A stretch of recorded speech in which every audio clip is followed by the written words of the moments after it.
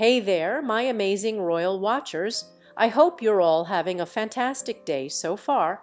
Welcome to another episode of Untold Royal Secrets. It's your favorite royal critic back here again. And today we're diving into what might be the most hypocritical move we've seen yet from Prince Harry. That's right, Princess Anne is reportedly boiling mad with her traitor nephew after he dragged the monarchy into court over his precious security concerns. Lost spectacularly and then promptly jetted off to Mexico of all places. The security-obsessed prince who claims the UK is too dangerous for him is vacationing in one of the most notoriously dangerous countries in the world. So now let me break this down for you because this is where I get genuinely angry. These two people, Harry and Meghan, they both do it. These two people think that you and I are stupid. They think us as the public that we can't pay attention and we can't tell what they are doing right. And here, the two idiots went to Mexico, all right. Days after this man sat on a couch for half an hour during his BBC interview and complained about how his life is in danger, how the royal family won't protect him. And oh, I would love reconciliation. Oh, please. And then he goes to Mexico. Does this man know what they do in Mexico? In Mexico, they do this and they get this off, and then they hang your body from a highway by your feet. That's what they do in Mexico. So this is literally just another addition to the list of the most dangerous places where this man goes. And yet, he's telling us that the UK isn't safe and that he thinks the royal family is going to murder him. Bro, you're going to Mexico. What they do there is worse than murder, sir. Well, client doesn't like it when I call him sir. The sheer hypocrisy is breathtaking.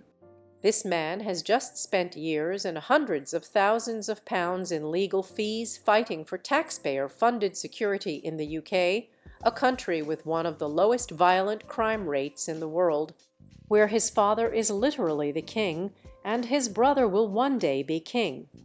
He lost that case spectacularly, then went on the BBC to whine about it and imply that his family doesn't care about his safety. And now he's off to Mexico, a country with one of the highest murder rates in the world, where drug cartels routinely kidnap wealthy foreigners for ransom. It's almost as if the security concerns were never really about actual danger, but about status and ego. Harry can't stand that he's no longer entitled to the same level of protection as working royals. It's not about safety. It's about being treated as special, as more important than the average citizen. His actions prove it beyond any doubt.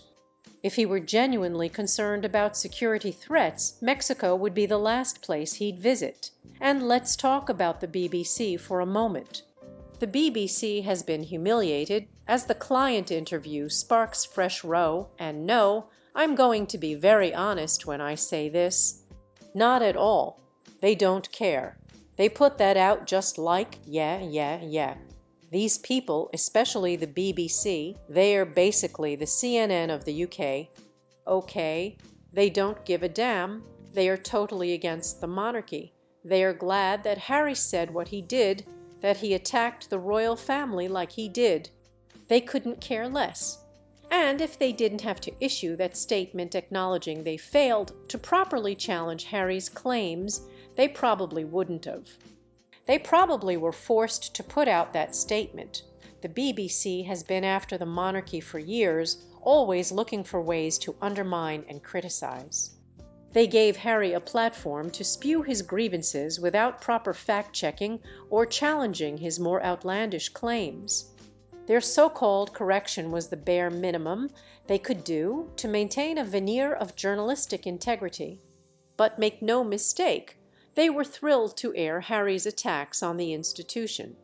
Meanwhile, Princess Anne, the hardest working royal, a woman who embodies duty and service without complaint, is reportedly furious with her nephew's behavior.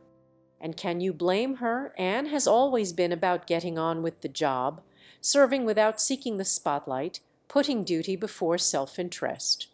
She's watched Harry destroy his relationship with his father and brother, attack the institution she's dedicated her life to serving, and then have the audacity to demand special treatment while putting himself in actual danger for publicity in Mexico. And now we hear that the client is reportedly being iced out by the royal family because they don't trust him. What do you mean? What is this? We read this earlier in the morning. What do you mean nobody trusts him? Are they implying that he hasn't done anything for people to lose their trust? Because that's what it sounds like to me. Like if someone was standing right in front of me, right? And they told me, well, Andrew, I mean, you just don't trust him. What are you talking about? Do you know what this guy has done? Do I have to explain it to you? Well, you just have trust issues, you know, forgive and forget, man. What do you mean forgive and forget? That's craziness. It really is. And that's what this is. This is that toxic stuff where if someone was standing right in front of you, they are gaslighting you to your face and they are like, well, I mean, you know, you don't trust him. It's you don't trust him. What? Let's list the reasons the royal family doesn't trust Harry, shall we? He's betrayed private conversations in interviews, books, and documentaries. He's accused them of racism without specifically naming who supposedly made these comments, leaving everyone under a cloud of suspicion. He's attacked his father's parenting, his brother's character, and the institution they've dedicated their lives to serving. He's monetized family disputes and private moments for Netflix deals and book contracts. He's consistently broken confidences and agreements, including the terms of the Sandringham Summit, where he agreed to step back as a working royal. Any one of these actions would be enough to break trust permanently. Together, they form an insurmountable mountain of betrayal that no family, royal or otherwise, could simply overlook or forgive without genuine contrition, which Harry has never shown. Meanwhile, our beloved working royals continue to demonstrate what genuine duty and service look like.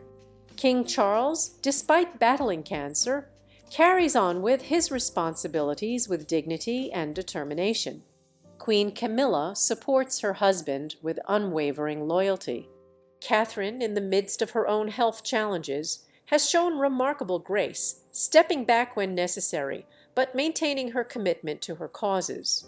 And William balances his increased responsibilities with being a present, engaged father to the next generation of royals. That's the fundamental difference between the working royals and the Sussexes. One group understands that royal duty is about service to others, not service to self. One puts the institution above personal feelings, the crown above individual grievances, duty above celebrity. The other uses royal connections for profit while simultaneously undermining the very institution that gives those connections value. The Mexico trip is just the latest example of Harry's hypocrisy, but it's perhaps the most blatant. It strips away any remaining pretense that his security concerns are genuine rather than a vehicle for grievance and attention. It exposes the fundamental dishonesty at the heart of the Sussex brand. They say one thing while doing another, claim victimhood while creating the very circumstances they complain about, demand special treatment while rejecting the responsibilities that would justify it. What do you think about Harry's hypocritical trip to Mexico? My loyal viewers, are you as outraged as I am by his blatant double standards? Do you think Princess Anne is right to be furious with her nephew's behavior? Drop your thoughts in the comments below. I read every single one, and you know I love hearing your insights. Before you go, make sure you smash that subscribe button and hit the notification bell so you never miss our next Royal Truth session. We've got some wonderful content coming up about Catherine's incredible strength during her health journey that you won't want to miss. Until next time, remember the crown may be heavy, but those worthy of wearing it never complain about its weight. And those who abandoned it seem to be proving every day why they weren't worthy of it in the first place. Tato for now.